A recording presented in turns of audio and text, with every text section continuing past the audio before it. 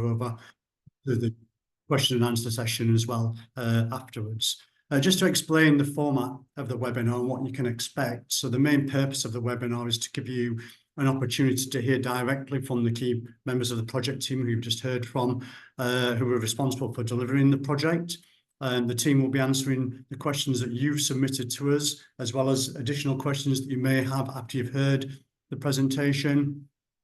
We'll introduce to you the route options that we're consulting on, but there's a lot of detail that we won't have time to cover today. So again, please do go to the consultation website to get that detail. We want to allow today's webinar enough time for you to have every opportunity to ask the questions that matter to you and hear directly from the team. So we're going to prioritise that over the precise detail. But as I say, the website does have all that detail. I'm just going to take you through a relatively brief presentation. Should take around 20 minutes just to go through the route options, just to show that ensure that everybody understands what we're talking about precisely. Although if you've registered for the webinar, you will have gone through the consultation website anyway. We should have plenty of time to answer your questions afterwards. If I can just go through a few brief ground rules for the webinar today. Basically, we've received a number of questions that the team will be answering.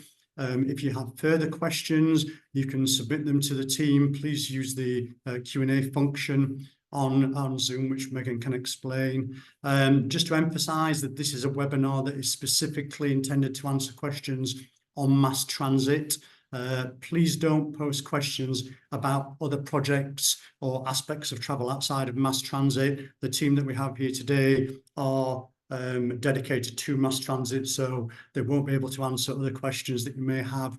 But if you do have other questions, please do go to the Metro website or use the phone line that the West Yorkshire Combined Authority operates to ask questions on any of the projects. If you just Google West Yorkshire Metro, the link comes up and you can find more information from there.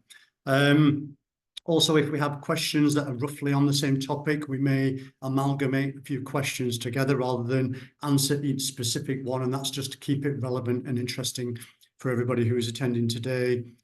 We've explained that we will be recording this webinar and posting it on the consultation website. So if you want to view it back afterwards or signpost other people to it, please do feel free to do so.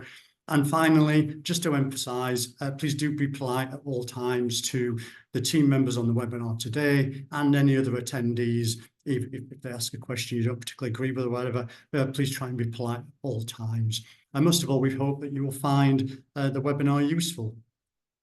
So now we're going to start on the presentation, just to run through an explanation of the route options. The presentation is going to provide an overview of our plans for phase 1 of mass transit in West Yorkshire. It will cover what mass transit is and what benefits it offers, what's included in phase 1, and most importantly of all, of course, how you can get involved to help shape the plans moving forward. So this is an 11-week consultation period, and we want to know what you think about early plans for phase 1 to connect Leeds and Bradford by tram. You can see our plans in more detail on the consultation website, which you should have used to register for this webinar.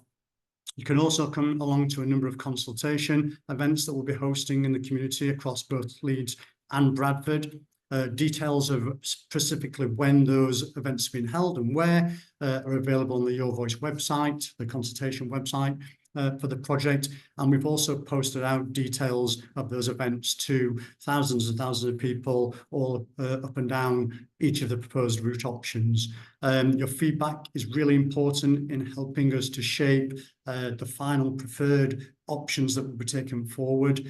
But you can ask questions or request any information, including information in alternative format, or you can request a printed copy of the consultation brochure or feedback survey if you go to the website, or you can email us at masstransit@westyorks-ca.gov.uk. You can call the Metro helpline on 0113 245 7676, or you can write to us at free post consultation team WYCA. So lots of ways for you to get in touch. Okay, so if we just cover what mass transit is, first of all. Mass transit is the name given to large-scale public transport systems in urban areas.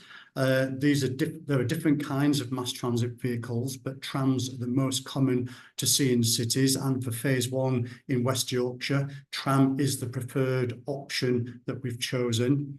Mass transit provides convenient, low-carbon transport. It runs on electricity, so it doesn't come with the pollution that other modes can bring with it. Importantly, it's easy to access with platform-level boarding and typically wider aisles than buses can offer. And that makes it an easy form of public transport for people to use who have mobility issues or parents with a pram, for example.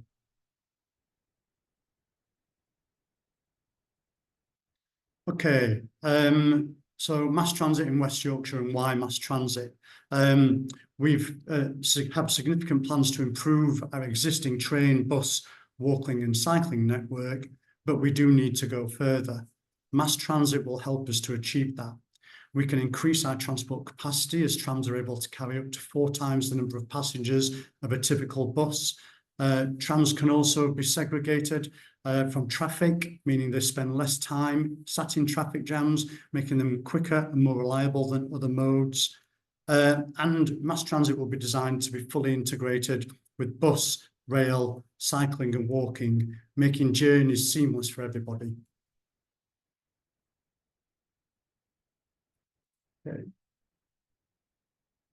We're delivering mass transit in phases rather than doing everything at once.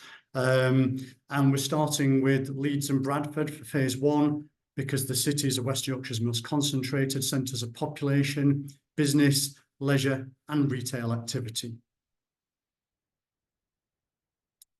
Okay, so we're now going to take a look at what's proposed for phase one of mass transit.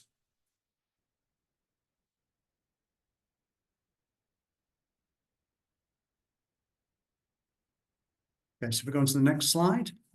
So phase one will have 2 lines, the Leeds line and the Bradford line. For the Leeds line, we're considering 4 options north of the River Aire at Victoria Bridge, and also 3 options south of the River Aire. For the Bradford line, we're considering 3 options. Each route option is shown on the map that you can see here on the screen. Okay, now if we move on to the Leeds line. So the Leeds line will connect people between St James's University Hospital and the White Rose Shopping Centre via Leeds City Centre. However, for the purpose of this consultation, the Leeds line has been split into 2 parts at the crossing of the River Aire at Victoria Bridge. That's just to make it easy for you to feedback on each of the different elements of the Leeds line. North of the river is referred to as the Leeds City Centre section. And if you look at the consultation, south of the river is referred to as the South Leeds section. There are 4 route options for the Leeds City Centre section, which is north of the River Aire. They're called L1, L2, L3 and L4. And there are 3 options for the route south of the River Aire, the south sections we're calling it, and they're called L5, L6 and L7. One of the Leeds City Centre route options we're asking you to feedback on, and one of the South Leeds section route options that we're asking you to consult on, will be then combined to create our preferred overall route for the Leeds line. Okay, so let's look at the details of the Leeds City Centre section. So that's L1 to L4. Okay, if we start with, so just get to the correct slide.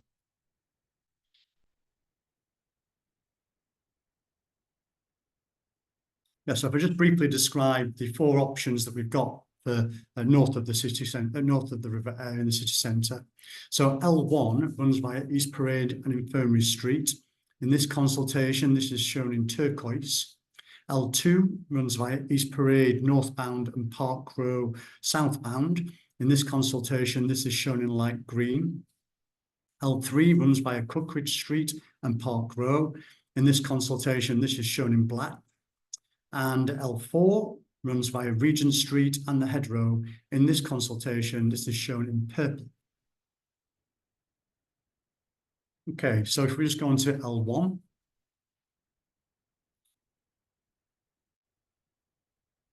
Okay, so L1 follows the same street in both directions. Heading southbound after beginning at St James's University Hospital, it crosses the A58, running close to the First Direct Arena, before then passing the Merrion Centre, Leeds Beckett University and Millennium Square. It also runs within walking distance of Leeds General Infirmary. It then runs along East Parade and Infirmary Street to City Square, where it's possible that the Bradford line will intersect with it, depending on which option for that line is subsequently chosen. It will then run past Leeds train station before meeting the South Leeds section of the line at Victoria Bridge over the River Aire. Okay, if we move on to L2. So L2 is a twin track route. Heading south from St James's University Hospital to Victoria Bridge, it follows the same route as L1. Heading north, L2 runs between the River Aire at Victoria Bridge and City Square. For northbound trams, the line then splits at City Square and travels up Infirmary Street and East Parade before continuing on to St James's University Hospital. So you can see how that split works there on the map. Heading southbound from City Square, the line would run in both directions past the train station to Victoria Bridge at the River Aire, where it would meet the South Leeds section of the Leeds line. Okay, if we go into L3. So L3 would run via Cookridge Street and Park Row, as shown on the map in black. L3 is the most direct route between St James's University Hospital and Victoria Bridge. However, it does run further away from Leeds General Infirmary than both L1 and L2.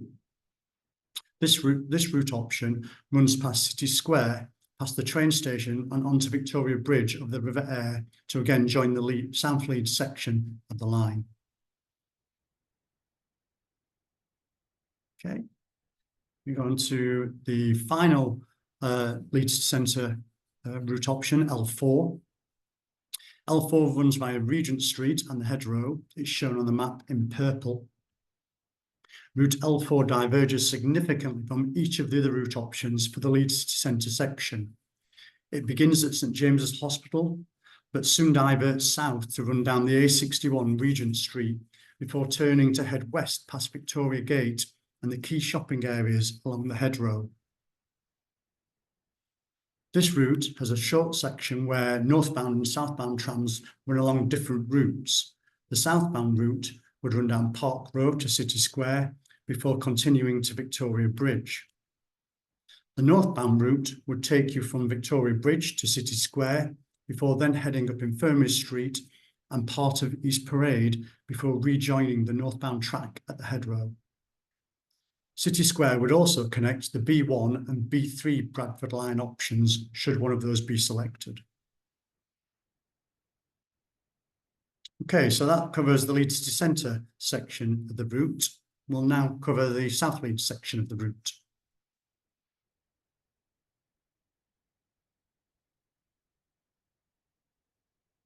Okay, so the three route options for the South Leeds section, L5, L6 and L7.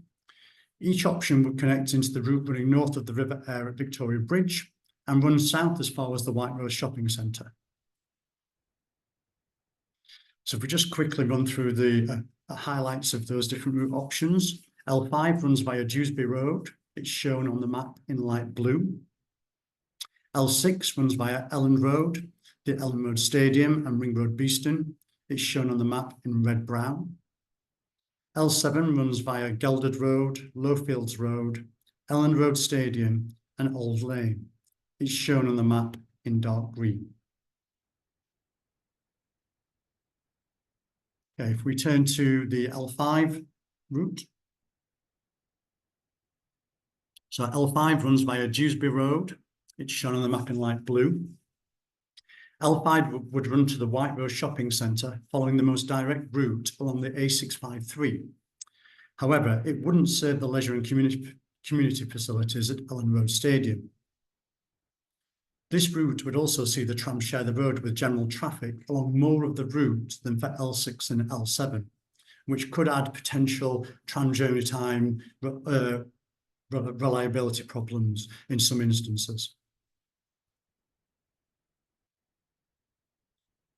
If we turn to L6, L6 runs via Ellen Road Stadium and Ring Road Beeston. L6 would run parallel to the M621 from Leeds City Centre to the Ellen Road Stadium area before turning southeast along the A6110 to the White Rose Shopping Centre. It passes close to Holbeck and Beeston.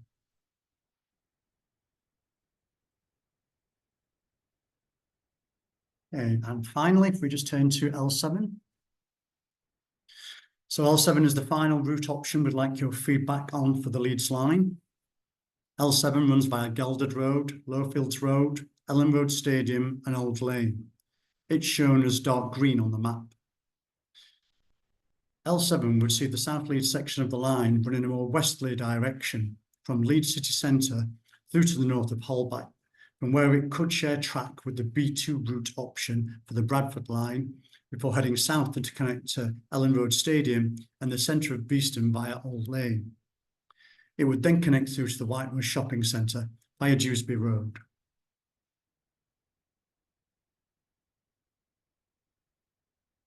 Okay. Further to the Leeds line and the options that we've talked about, we're also looking at plans to connect the Leeds line into Kirklees as part of a future phase of mass transit. And you can see that by the grey dotted line here on the map. Proposals for an extension to Kirklees will be consulted on in the future as the plans are further developed.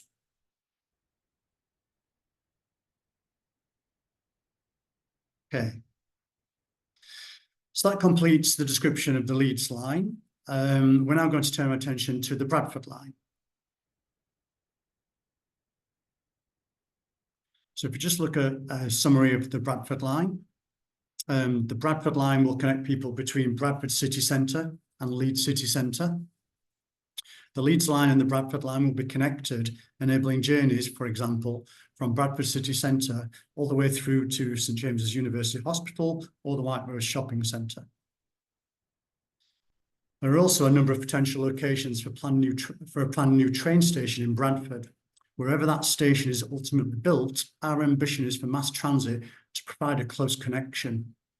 For this reason, the way the route options enter Bradford City Centre could be subject to further review. So if we just run through the three options for the Bradford line, B1, which runs via Stanningley and Armley, it's shown on the map in dark blue. B2, which runs via Lasterdyke and Wortley, it's shown on the map in grey. And B3, which runs via Lasterdyke and Armley, it's shown on the map in pink.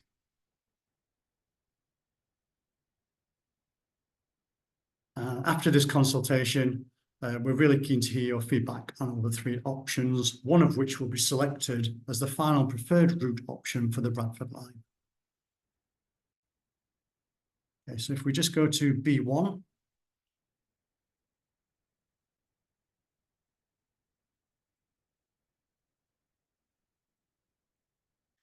So B1 will run from Forster Square rail station in Bradford City Centre. It's shown on the map in dark blue. It will then head east along the A647 Leeds Road between Bradford and Leeds. This route will see the tram run through the north of Lasterdyke, the centre of Thornbury and Stanningley, whilst also serving Bramley and Armley before connecting into Leeds City Centre around City Square.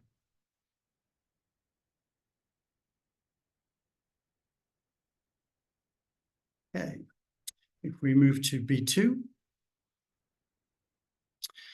So B2 will also run from Forster Square in Bradford City Centre, but will take a route further south between Bradford and Leeds. And you can see that here in the map, on the map in grey. This route will run along the A650 Wakefield Road, passing through Bowling and Homewood, before heading to the south of Leicester and Pudsey, before heading north to also serve Armley and Wortley. The route will arrive at Leeds city centre around City Square. The last leg of this route into Leeds city centre will be shared with L7 for the South Leeds section of the Leeds line. So to have a look at that for a moment. Okay, if we switch finally to B3. So B3 will again run from Forster Square Station in Bradford city centre and head south. And it's shown here on the map in pink. As with B2, it will run along the A650 Wakefield Road through Bowling and Homewood to the south of Leicester and onto Pudsey. Beyond Pudsey, it runs further north than B2 to run on the route of the A640 into Leeds, running to the south of Bramley and to the north of Armley before arriving at Leeds city centre at the City Square area. Okay, so that completes our description of the Bradford route options. We also have a sustainability strategy as part of the consultation that we'd very much like you to review and provide your feedback on. Just briefly to discuss that. So our sustainability strategy is about balancing the long-term needs of the environment, of society, and the economy as well. Making decisions and using ways of working that positively affect each of these will help to bring a strong future for West Yorkshire. Sustainability is an important element of developing our mass transit network. Our strategy outlines how mass transit will bring those benefits across 4 sustainability pillars. So just briefly to describe those. First of all, there's transport, which is about how we make transport an attractive alternative to the car, or mass transit rather. Also, the environment, managing and minimising our carbon emissions. Social aspects, supporting our regional economy through local employment and training. And economics, supporting redevelopment and regeneration. Across each of the pillars, we've developed several outcomes that we will measure our success against. And these are what we'd like you to feed back on. We want to know which ones matter to you most, and you can provide feedback on that through our feedback survey. And the information you provide will help to influence our priorities for sustainability as we move forward. Okay, just moving towards the end of the presentation now, just talking about next steps. So after the route options consultation, we'll consider your feedback and continue to engage with local authority partners, so the local councils in the area, Department for Transport as part of central government, and other statutory organisations to decide on the preferred routes for the Leeds line and the Bradford line respectively. Once we've done that work, we'll share the updated preferred route plans with you in a further public consultation due in 2025, before we submit our application for planning permission to be able to build and operate each line. A preferred route consultation will include a lot more detail on the route locations, tram stops, depots, potential park and ride sites, and the environmental impact assessment results. Okay, so that completes the presentation on the route options, the 7 route options for the totality of the Leeds line and the 3 for the Bradford line. Thank you very much for listening to this section. Crucially, please do go to the consultation website, review all the information, all the detail, and provide your feedback via the survey that you can find there. As I said, you can also email us at masstransit@westyorks-ca.gov.uk if you have any questions. And I'll now hand over to Megan, who will put your questions to the Mass Transit team. Thank you very much. Lovely, thanks for that, Lee. So yeah, just a reminder about how this section will run. So the chat's not active during the webinar, but the Q&A function is. So you can ask questions using that, and then we'll put them to the panel and they'll provide an answer during this session. If there's anything that we can't respond to during this session, either due to the nature of the question or time restraints, we will publish a response using the Q&A tool on our public consultation webpage. And also, if there's any questions that you have following the webinar, you can get in touch using the email address which is on the screen at the moment, the mass transit at westyorks-ca.gov.uk. And a member of the team will be able to help you with that as well. So before this webinar, when you registered, there was an opportunity to ask any questions at that point. So we've had a few questions in, which we'll go through now, and the team will be able to answer. But if there's anything else that you'd like to ask, please do pop it in the Q&A and we'll work through those as well. Okay, so first question is about L7. So on L7, what is the proposed route from Elland Road to the Tommy Was Junction on Old Lane? This isn't clear on the plans and currently is possible by road with a 90-degree turn at a T-junction and a mini roundabout. So I think, Tim, you're probably the best person to answer this one, but feel free to pass on to other people in the team as well if there's anything else to add. No, that's fine. Thank you very much. So I think what we need to just think about first of all here is that these plans are schematic. They're in their early phases of development, and that's the way they've been presented. What we're looking at here is options to connect people within that kind of area of public transport to opportunities, say in Leeds, to the south of Leeds and to the north of Leeds, but also to make through journeys. So it's about understanding what that connectivity is at this early stage. And all the options that are presented represent different paths each line could take. And really what we're looking at here is your feedback to help us decide which route option to choose for each line. And then following that, we'll then hold a preferred route consultation where we'll seek your feedback on the detailed design. So that includes the alignment, the tram stops, the depots or potential park and ride sites. So I understand exactly what the question is asking. But in the process developing schemes of this size and scale, it's inevitable that the final routes will not be able to be built within the existing highway boundary. So we acknowledge this reality and we wish to highlight it at this very early stage. And also we wish to highlight that no decisions have been made. And I think the whole purpose of this consultation is to hear your opinions and hear how that will shape the options when we take them away. So at this moment in time, we're not at the stage of having a detailed understanding of the impact. That will come from the feedback and from further detailed analysis and technical work. But I think on the other side, on the other hand, it's important to understand that when we've gone through and designed these routes, they have been designed to light rail engineering standards. So we do have an idea as what is feasible and what isn't feasible.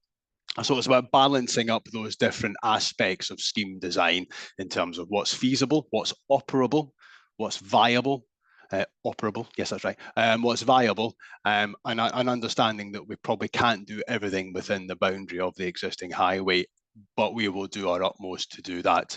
So when it comes to elements such as the particular junction that's been discussed here, then we'll look very carefully about how the design standards can fit within the layout of that junction, or what we need to do to ensure that we can get mass transit through there if that turns out to be the preferred route. Brilliant, thanks for that, Tim. So we've got another one here. So people in Leeds want to commute into Leeds, and then the same with Bradford, and that very few people travel regularly between the cities, so we don't need this route. So I think, Tim, you're probably, again, the best person to reply to that question as well. No problem. Thanks very much. So I think the aim for mass transit is to complement the existing train service. So it'll offer accessibility and improved connectivity to areas that perhaps rail stations don't serve, that it will provide connectivity within the corridor, not to the end destination. So it's about having a choice of locations within the corridor. It'll operate frequently, giving passengers a more choice of when to travel. It'll have a lot more stops, so allow passengers to reach specific destinations. We've undertaken a lot of kind of origin and destination analysis. You may have heard, we had a very significant data collection exercise about 12 to 18 months ago, where we built up a very significant database of how people are travelling around. So we have that basis on which we can understand how the routes might best serve that existing demand, if you like. And then what we'll do as we move forward is we'll kind of understand what new demand might occur from perhaps changes in land use patterns, so more development in various areas. And so that will help guide how people move around, and the tram will be able to, when we've designed the routes not only to take account of existing demand and existing kind of travel patterns, but also potential travel patterns moving forward. So it's not just about the end to end, or somebody from South Leeds going to Bradford.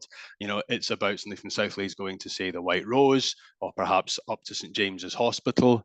And if land use patterns change, then of course travel patterns will change as well. So it's conceivable, for example, that somebody might want to travel from Pudsey down to the south of Leeds to access some employment, or kind of leisure opportunities in that area. And the data that we've collected so far suggests that is happening, and that will happen, and that will kind of give us a strong business case moving forward. And we have to go back to the Treasury, back to the government, and say, you know, this scheme will induce passengers, it will create passenger demand, and they will use this tram network. Thanks, Tim. That's great. So next question that we received in advance is around timeline. So the question is, what is the timeline for the use of the tram? And then also about expansion, asking what plans are there to expand the service to the whole of Leeds and West Yorkshire. So I think, Simon, you're probably the best person to answer that one, but again, feel free to bring in other members of the team if you'd like. Great, thanks, Megan. Yeah, I think we've briefly touched on the timeline earlier in terms of the presentation that Lee was giving, but I can run through that in more detail. So, as we've already explained, this is the first route options consultation. We will come back out next year with more details with regards to a consultation on the preferred route options. So that will be details of a preferred route, a preferred line that will run between Leeds and Bradford, and one that will run from Leeds, St James's Hospital through Leeds City Centre down to the White Rose Centre. And we will have much more detail to share with regards to those next year. Following that, we will then in 2026, late on in 2026, we will then seek permission for planning powers and to operate the system via the Secretary of Transport Secretary. And then there will likely be a public inquiry in 2017. We will then look to aim to have first spades in the ground in 2028, and the trams will be in operation in early 2030. So what we find with schemes of this size and scale is that they do take a number of years in terms of the process that we have to work through from construction through to operation. And there was a further question about future phases. Is that correct, Megan? Yep, it was about the plans to expand the service to the whole of Leeds and West Yorkshire. Yep, I'll hand that over to Tim. Thank you. Thanks very much. So this kind of links with the question I answered before. I think the ambition of the person that asked the questions is great. I think we'd really like to see a tram network across West Yorkshire. I think that would be for everybody's benefit, and it would be a fantastic asset for the whole of West Yorkshire, a fantastic transport asset. And if you look at our mass transit vision for 2040, you can see that the plan is eventually to connect communities right across West Yorkshire. And this is just phase one of the project. So we'll be able to kind of think about how people move around now and how people move around again in the future, and look at what those expansion options might be when we speak to government. We have a continuing dialogue with our government, as does our Mayor, Mayor Braben.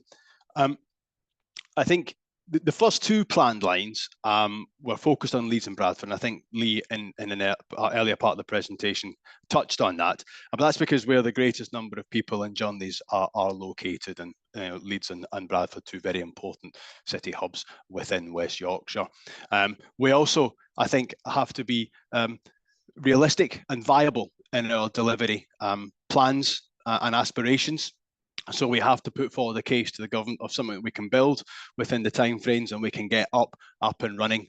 And I think what we've put forward is ambitious. There's no doubt about it. And it will take a lot of skill and expertise, which we have on board to deliver. But rest assured, I think with the data that we have, the aspiration and the ambition from our Mayor, that we will continually have discussions with government, look at what funding opportunities are available, and use the tools we have to look at rolling out that mass transit network across West Yorkshire. But for now, what we're consulting on is something that is deliverable, viable, and operable within the timescales that we've set ourselves. Brilliant, thanks for that, Tim, and thanks, Simon. So next up, we've got a question around the Bradford line.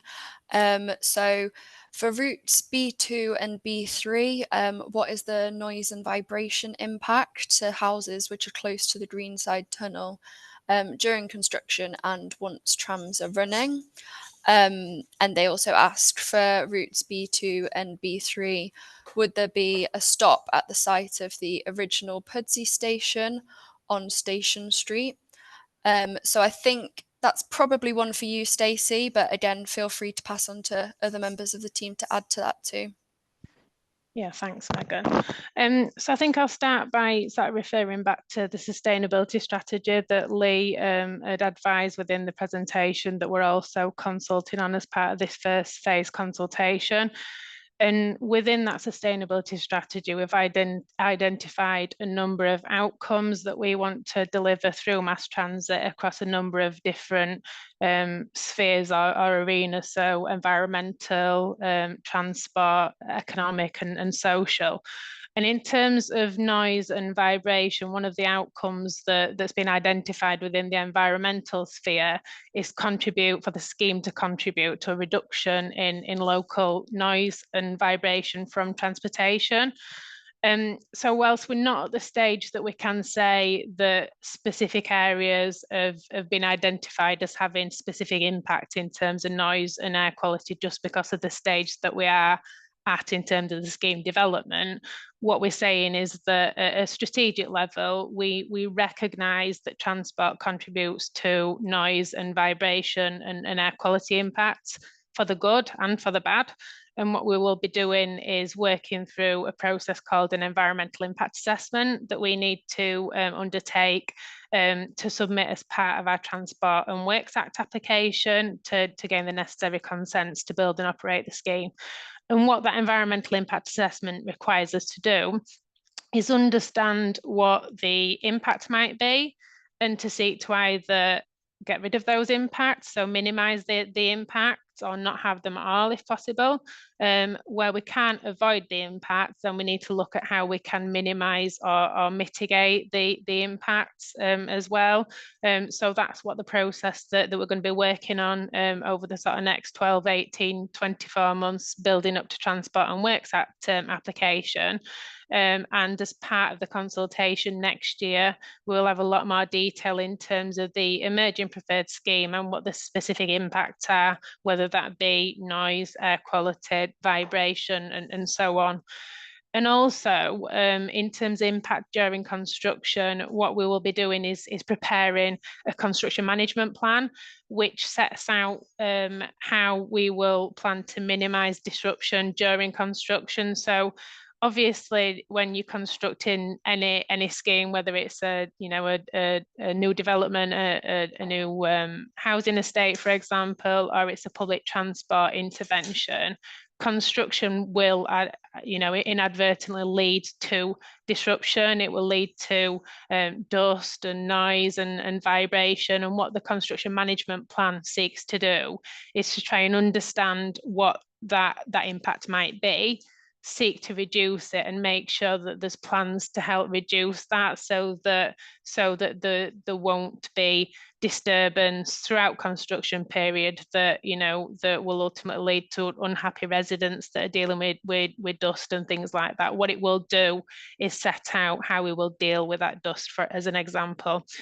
So I think we're at very early stages, as Tim and others have said, but I guess just to reassure that the sustainability strategy really is just about setting out what we're trying to achieve through the scheme and what we're committed to deliver in terms of outcomes, and how those impacts might be managed through the process, and how we seek to understand them through the environmental impact assessment process.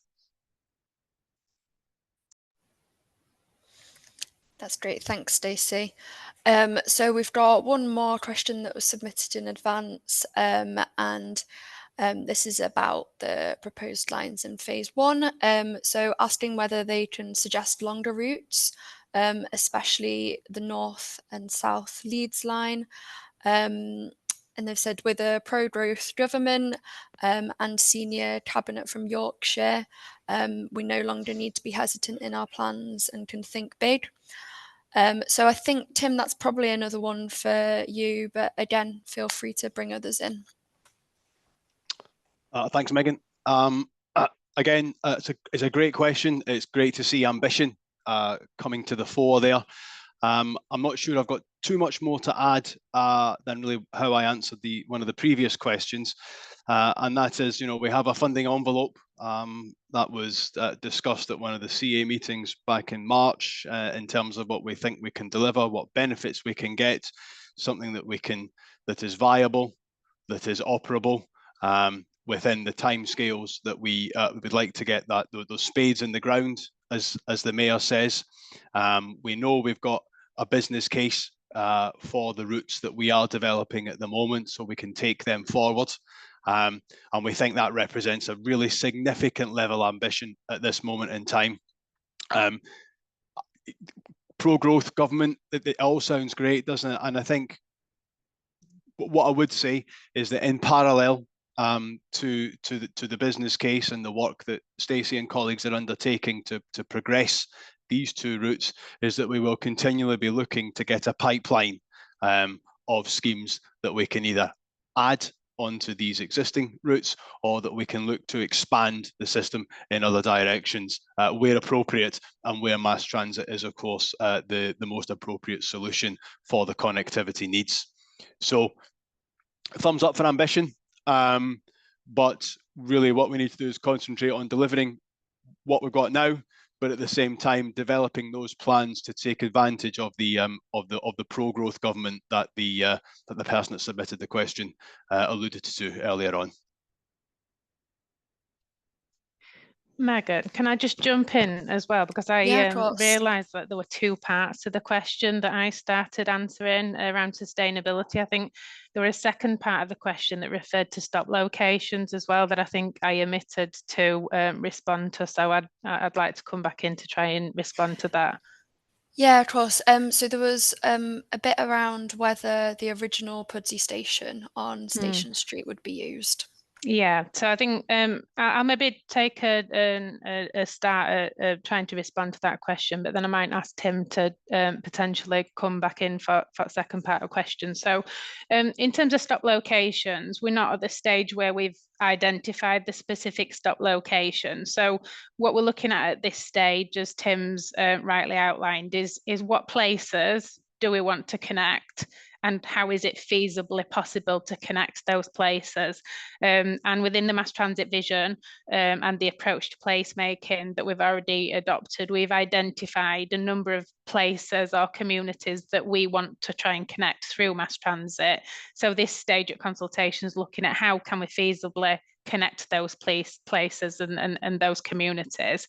Now, in terms of stop locations, in terms of sort of best practice, you'd sort of look for a sort of 300 to 800 metre distance between the stops. So when we come out to consultation next year, what we will have done in terms of the design detail that we've progressed over the next 12 months is to look at within the context of an emerging preferred route, where we would like to also locate the stops, so that when we do the consultation next year, we will be specific about where we're proposing the stops and what they'll look like and how they'll integrate with the places that we're looking to connect, taking account of how people use their communities, what other transport methods we're seeking to connect up to. So thinking about how people use cycle routes and how we can get people using the cycle routes connected to a mass transit stop, so that it gives people the opportunity of choice, but it also allows people to break down the journeys so that they can use multiple different types of mode of transport to undertake a journey. So perhaps the sort of first mile using walking, wheeling or cycling, and then jumping on a tram to continue on the journey. So I think that's as far as I can take the response to that question. Tim, do you have anything to add in terms of the old Pudsey station and whether that's sort of been part of our consideration up to press? Thanks, Stacey. A really comprehensive response there, I think, and I wouldn't have much to add. I think Pudsey Station, in terms of the stop locations or the detail around the stops, falls into exactly what you've just said there. From my point of view, from a business case point of view, I want the stops to be located where, and I'm sure we all do, where that demand can access it. There's that concentrated area of demand that has easy access, accessible access to those bus stops. That's not always easy to do. There's a trade-off between the curvature, the alignment of the mass transit route, the built-up area, presence of main roads, for example. So we have to play around with that. But I think if we go from the premise that the stop locations haven't yet been agreed, but they will be cited so as to ensure the greatest level of demand can easily access it, and as Stacey says, that they can integrate within the existing community, and also the kind of the existing transport and proposed transport networks as well.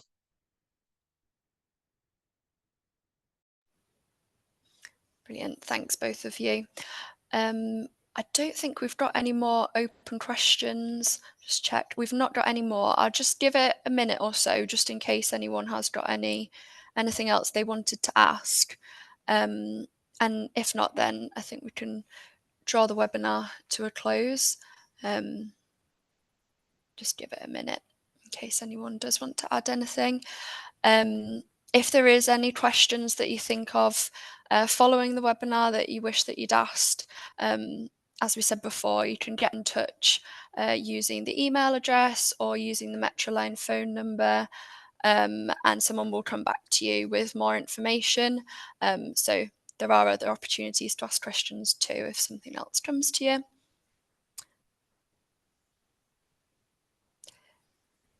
Yeah, we've not got any more questions in the Q&A section, so I think we'll draw the webinar to a close now. I'll pass back over to you, Lee, and then if you want to end the webinar. Yeah. So just to re-emphasise, As Megan said, there are further webinars coming up later on in the consultation. If you think of a question perhaps through the process that you'd not previously thought on and wanted another opportunity to ask the team about that, they're going to be available for you and will also be live. There are a number of consultation events starting across Leeds and Bradford. So again, go to the website and have a look at when they are, and you'd be more than welcome to attend those, and there'll be members of the team again in attendance at each of those to answer any questions you might have. And most of all, please do get back to us as part of the consultation.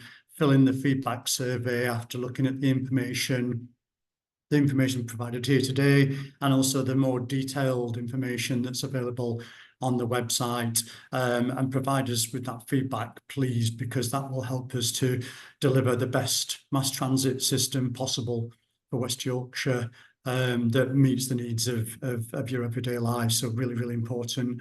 But yeah, thank you very much for taking the time to join us today, and look forward to maybe seeing you through the consultation process. Thanks very much. Thanks, everybody. Bye.